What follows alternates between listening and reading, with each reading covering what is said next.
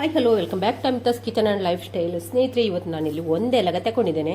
ತಿಮ್ಮರೆ ಬ್ರಹ್ಮಿ ಅಂತ ಹೇಳ್ತೇವಲ್ಲ ಅದು ನೋಡಿ, ಗೆಡ್ಡೆ ಸಮೇತ ಕಿತ್ತುಕೊಂಡು ಬಂದು ಕ್ಲೀನ್ ಮಾಡಿ ಇಟ್ಟಿದ್ದೇನೆ. ಒಂದು ತುಂಬ ಚೆನ್ನಾಗಿ ವಾಶ್ ಮಾಡಬೇಕು. ಇದರ ಮಣ್ಣಿನ ವಾಸನೆ ಎಲ್ಲ ಹೋಗಬೇಕು, ಮಣ್ಣು ಮತ್ತು ಮಣ್ಣಿನ ವಾಸನೆ ಎಲ್ಲ ಹೋಗಬೇಕು. ಹಾಗಾಗಿ 4-5 ಸಲ ಜಾಸ್ತಿ ನೀರು ಹಾಕಿ ಚೆನ್ನಾಗಿ ವಾಶ್ ಮಾಡಿ ಇಟ್ಕೊಂಡಿದ್ದೇನೆ. ಹಾಗೆ ಇಲ್ಲಿ ಗಾಂಧಾರಿ ಮೆಣಸು ಕೂಡ ತಗೊಂಡಿದ್ದೇನೆ. ಗಾಂಧಾರಿ ಮೆಣಸು ಕೂಡ ಹೆಲ್ತಿಗೆ ಒಳ್ಳೆಯದು ಕಾಯಿ ಮೆಣಸಿಗಿಂತ.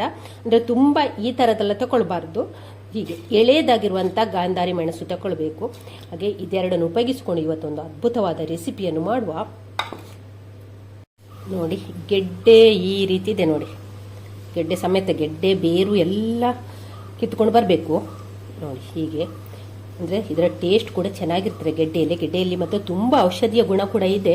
ಸೊಪ್ಪು ಎಲೆ ಎಲ್ಲ ಜೀರ್ಣಶಕ್ತಿಗೆ ಒಳ್ಳೆಯದು, ಹಾಗೆ ಮೆಮೊರಿ ಪವರಿಗೆ ಕೂಡ ಒಳ್ಳೆಯದು. ಮಕ್ಕಳಿಗೆಲ್ಲ ಇದನ್ನು ಕೊಟ್ಟರೆ ಬೇರು ಹೀಗೆ ಎಲ್ಲರಿಗೆ ಸಹ ಗೊತ್ತಿರ್ಬೋದು.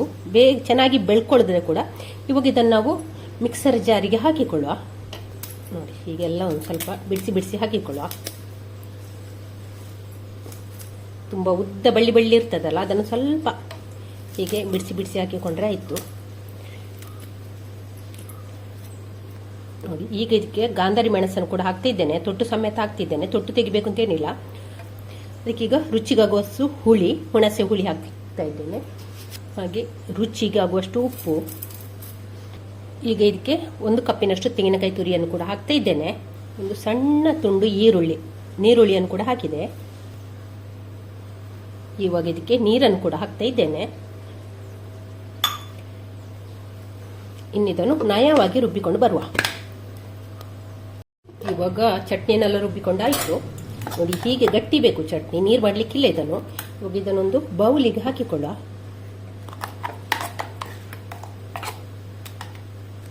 ಇವಾಗ ಚಟ್ನಿಗೆ ತುಪ್ಪದಲ್ಲಿ ಒಂದು ಒಗ್ಗರಣೆ ಮಾಡುವ. ತುಪ್ಪದಲ್ಲಿ ಒಗ್ಗರಣೆ ಮಾಡಿದರೆ ಒಳ್ಳೆಯದಾಗ್ತದೆ. ಸಾಸಿವೆ ಹಾಕ್ತಾ ಇದ್ದೇನೆ. ಸಾಸಿವೆ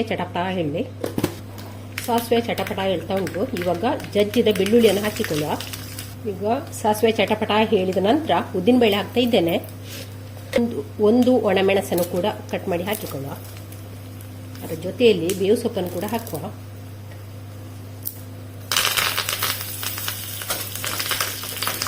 ಇವಾಗ ಒಗ್ಗರಣೆಯನ್ನು ಈ ಚಟ್ನಿಗೆ ಹಾಕಿಕೊಳ್ಳುವ.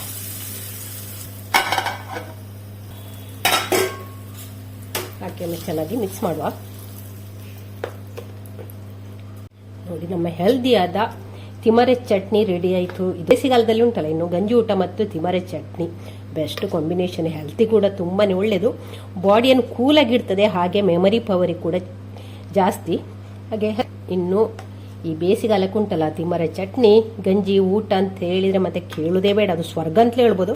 ಅಷ್ಟು ಒಂದು ಸೊಗಸಾದ ರುಚಿಯಾದ ಒಂದು ಚಟ್ನಿ. ನಿಮಗೆ ಕೂಡ ಗೊತ್ತಿರ್ಬೋದು, ಗೊತ್ತಿಲ್ಲದವರಿಗೆ ಇದನ್ನು ಹೇಳ್ತಾ ಇದ್ದೇನೆ. ಹಾಗೆ ಈ ವಿಡಿಯೋ ಇಷ್ಟ ಲೈಕ್, ಶೇರ್, ಕಮೆಂಟ್ ಮಾಡಿ. ಥ್ಯಾಂಕ್ ಯು ಸ್ನೇಹಿತರೆ.